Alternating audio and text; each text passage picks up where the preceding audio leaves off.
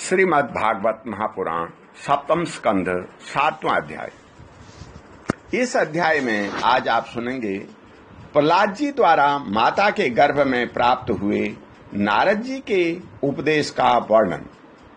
नारद जी कहते हैं, हे युधिष्ठिर, जब दैत्य बालकों ने इस प्रकार प्रश्न किया तब भगवान के परम प्रेमी भक्त प्रहलाद जी को मेरी बात का स्मरण हो आया। कुछ मुस्कुराते हुए उन्होंने उनसे कहा। प्रहलाद जी ने कहा, जब हमारे पिताजी तपस्या करने के लिए मंदरांचल पर गए तब इंद्रादि देवताओं ने दानवों से युद्ध करने का बहुत बड़ा उद्योग किया। वे इस प्रकार कहने लगे कि जैसे चींटियां सांप को चाट लेती हैं, वैसे ही लोगों को सताने वाले पापी हिरण्यकश्यप को उसका पाप ही खा गया। जब दैत्य सेनापतियों को देवताओं की भारी तैयारी का पता चला तब उनका साहस जाता रहा। वे उनका सामना नहीं कर सके।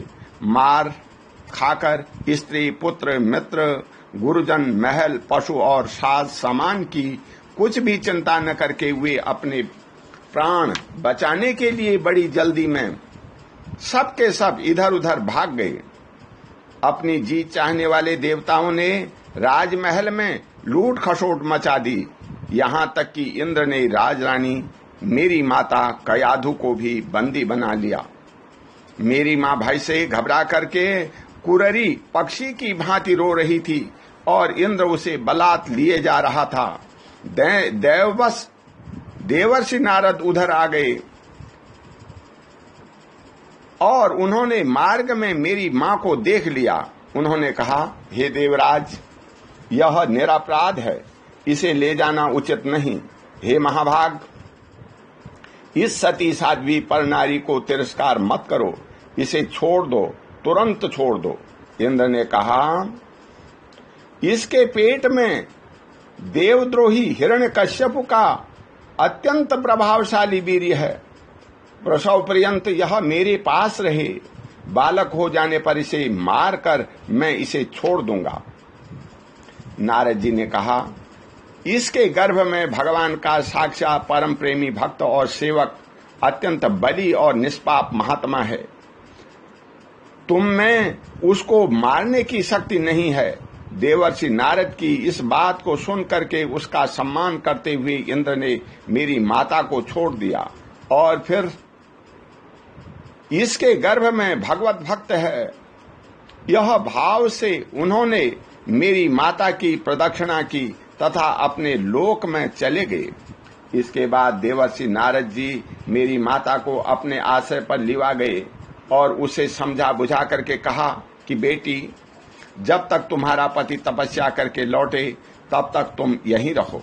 जो आज्ञा कह करके वह निर्भयता से देवर्षि नारद के आश्रम पर ही रहने लगी और तब तक रही जब तक मेरे पिता घोर तपस्या से लौटकर नहीं आए। मेरी गर्भवती माता मुझ गर्भस्थ शिशु की मंगल कामना से और इच्छित समय पर अर्थात मेरे पिता के लौटने के बाद संतान उत्पन्न करने की कामना से बड़े प्रेम तथा भक्ति के साथ नारद जी की सेवा शुश्रूषा करती रही। देवर्षि नारद जी बड़े दयालु और सर्वसमर्थ हैं। उन्होंने मेरी माँ को भगवत धर्म का रहस्य और विशुद्ध ज्ञान दोनों का उपदेश किया। उपदेश करते समय उनकी दृष्टि मुझ पर भी थी। बहुत समय बीत जाने के कारण और स्त्री होने के कारण भी मेरी माता को तो अब उस ज्ञान की स्मृति नहीं रही, परंतु देवर्षि की विशेष कृपा करने के कारण मुझे उनकी विस्मृति नहीं हुई। यदि तुम लोग मेरी इस बात पर श्रद्धा करो तो तुम्हें भी यह ज्ञान हो सकता है, क्योंकि श्रद्धा से स्त्री और बालकों की बुद्धि भी मेरे ही समान शुद्ध हो सकती है।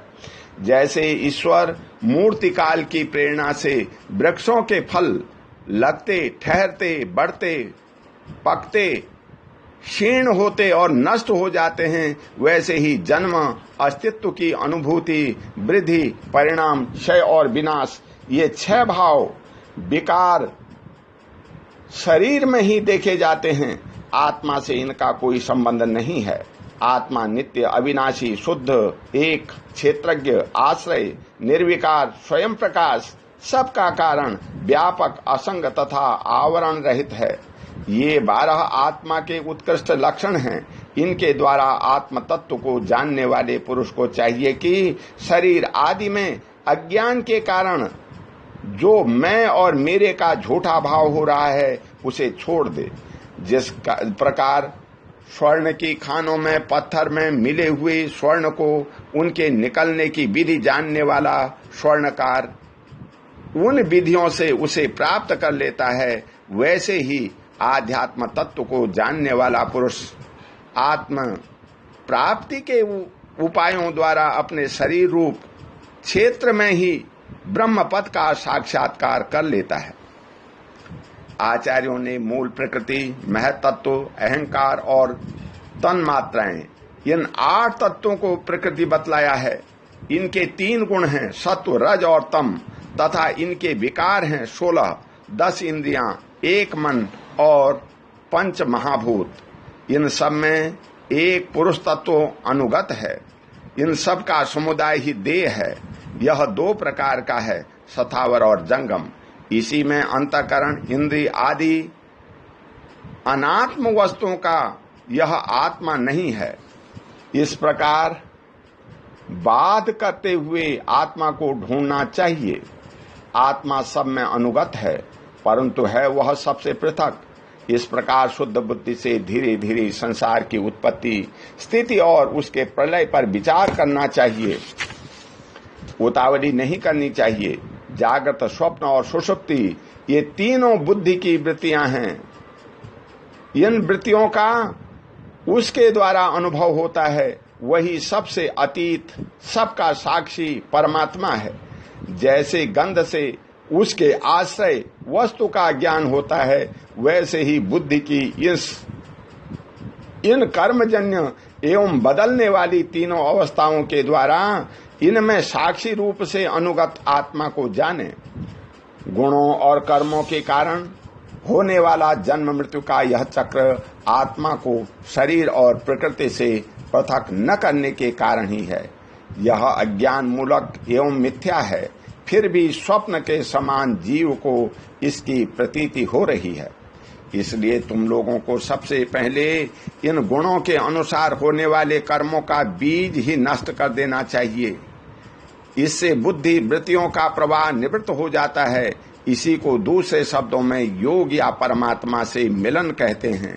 यूं तो इन गुणात्मक कर्मों की जड़ उखाड़ फेंकने के लिए अथवा बुद्धि वृत्तियों का प्रवाह बंद कर देने के लिए सहस्त्रों साधन हैं, परंतु जिन उपायों से और जैसे सर्वशक्तिमान भगवान में स्वाभाविक निष्काम प्रेम हो जाए, वही उपाय सर्वश्रेष्ठ है। यह बात स्वयं भगवान ने कही है। गुरु की प्रेम पूर्वक सेवा, अपनों को जो कुछ मिले वह सब प्रेम से भगवान को समर्पित कर लेना, भगवत प्रेमी महात्माओं का सत्संग, भगवान की आराधना, उनकी कथा वार्ता में श्रद्धा, उनके गुण और लीलाओं का कीर्तन, उनके चरण कमलों का ध्यान और उनके मंदिर, मूर्ति आदि का दर्शन, पूजन आदि साधनों से भगवान में स्वाभाविक प्रेम हो जाता है। सर्वशक्तिमान भगवान श्री हरि समस्त प्राणियों में विराजमान हैं।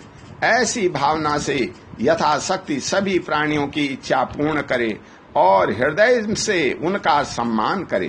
काम, क्रोध, लोभ, मोह, मद और मत्सर, इन 6 शत्रुओं पर विजय प्राप्त करके जो लोग इस प्रकार भगवान की साधन भक्ति का अनुष्ठान करते हैं, उन्हें इस भक्ति के द्वारा भगवान श्री कृष्ण के चरणों में अनंत प्रेम की प्राप्ति हो जाती है। जब भगवान के लीला शरीरों से किए हुए अद्भुत पराक्रम, उनके अनुपम गुण और चरित्रों को श्रवण करके अत्यंत आनंद के उद्रेक से मनुष्य का रोम रोम खिल उठता है, आंसुओं के मारे कंठ गदगद हो जाता है और वह संकोच छोड़ करके जोर जोर से गाने, चिल्लाने और नाचने लगता है। जिस समय वह ग्रहग्रस्त पागल की तरह कभी हंसता है, कभी करुण कीर्तन करने लगता है, कभी ध्यान करता है, तो कभी भगवत भाव से लोगों की वंदना करने लगता है।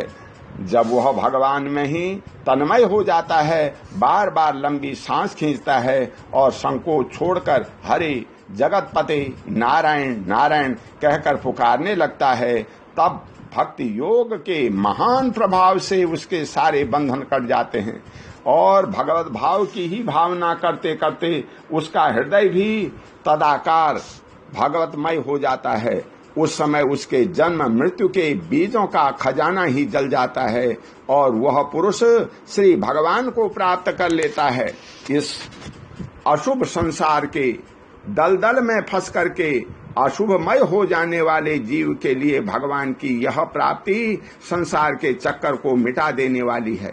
इसी वस्तु को कोई विद्वान ब्रह्म और कोई निर्वाण सुख के रूप में पहचानते हैं। इसीलिए हे मित्रों, तुम लोग अपने अपने हृदय में हृदय भगवान का भजन करो। असुर कुमारों, अपने हृदय में ही आकाश के समान नित्य विराजमान भगवान का भजन करने में कोई सा विशेष परिश्रम है। वे सकाम रूप से समस्त प्राणियों के अत्यंत प्रेमी मित्र हैं और तो क्या अपने आत्मा ही हैं। उनको छोड़ करके भोग सामग्री इकट्ठी करने के लिए भटकना राम राम कितनी मूर्खता है। अरे भाई, धन, स्त्री, पशु, पुत्र, पुत्री, महल, पृथ्वी, हाथी, खजाना और भांति भांति की विभूतियां और तो क्या संसार का समस्त धन तथा भोग सामग्रियां इस क्षणभंगुर मनुष्य को क्या सुख दे सकती हैं। वे स्वयं ही क्षणभंगुर हैं। जैसे इस लोक की संपत्ति प्रत्यक्ष ही नाशवान है, वैसे ही यज्ञों से प्राप्त होने वाले स्वर्ग आदि लोक भी नाशवान और आपेक्षिक एक दूसरे से छोटे बड़े नीचे ऊंचे हैं। इसलिए वे भी निर्दोष नहीं है। निर्दोष है केवल परमात्मा। न किसी ने उनमें दोष देखा है और न सुना है। अतः परमात्मा की प्राप्ति के लिए अनन्य भक्ति से उन्हें परमेश्वर का भजन करना चाहिए। इसके सिवा अपने को बड़ा विद्वान मानने वाला पुरुष इस लोक में जिस उद्देश्य से बार बार बहुत से कर्म करता है, उस उद्देश्य की प्राप्ति तो दूर रही, उल्टा उसे उसके विपरीत ही फल मिलता है और निस्संदेह मिलता है। कर्म में प्रवृत्त होने के दो ही उद्देश्य होते हैं, सुख पाना और दुख से छूटना। परंतु जो पहले कामना न होने के कारण सुख में निमग्न रहता है, उसे ही अब कामना के कारण यहाँ सदा सर्वदा दुख ही भोगना पड़ता है। मनुष्य इस लोक में सकाम कर्मों के द्वारा जिस शरीर के लिए भोग प्राप्त करना चाहता है, वह शरीर ही पराया श्यार कुत्तों का भोजन और नाशवान है। कभी वह मिल जाता है तो कभी बिछुड़ जाता है। जब शरीर की ही यह दशा है, तब इससे अलग रहने वाले पुत्र, स्त्री, महल, धन, संपत्ति, राज्य, खजाने, हाथी, घोड़े, मंत्री, नौकर, चाकर, गुरुजन और दूसरे अपने कहलाने वाले को की तो बात ही क्या है। ये तुच्छ विषय शरीर के साथ ही नष्ट हो जाते हैं। ये ज्ञान तो पढ़ते हैं पुरुषार्थ के समान, परंतु हैं वास्तव में अनर्थ रूप ही। आत्मा स्वयं ही अनंत आनंद का महान समुद्र है।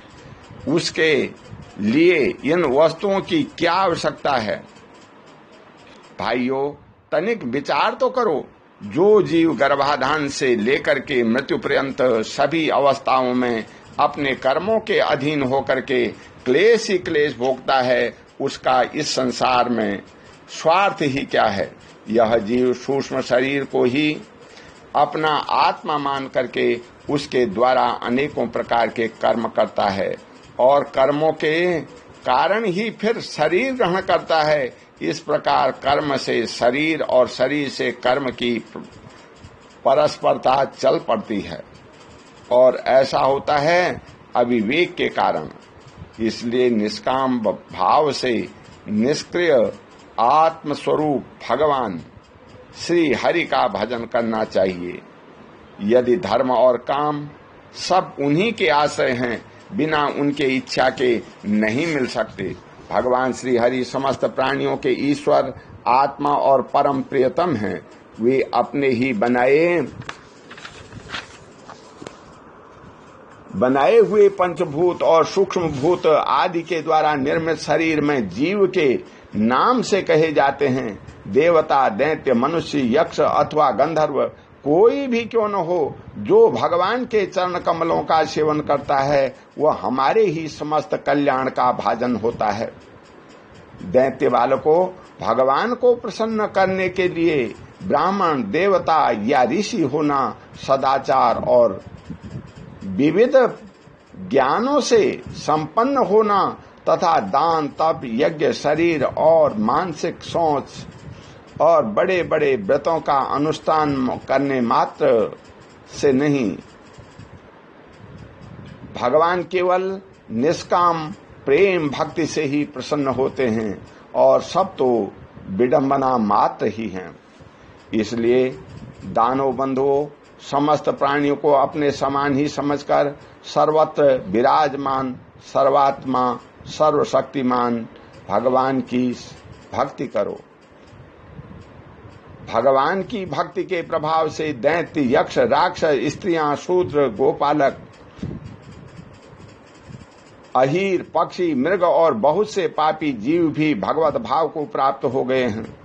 इस संसार में या मनुष्य शरीर में जीव का सबसे बड़ा स्वार्थ अर्थात एकमात्र परमार्थ इतना ही है कि वह भगवान श्री कृष्ण की अनन्य भक्ति प्राप्त करे।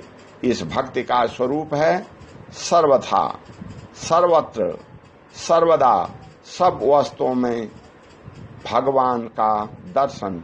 ओम शांति। बोल श्री कृष्ण भगवान की जय।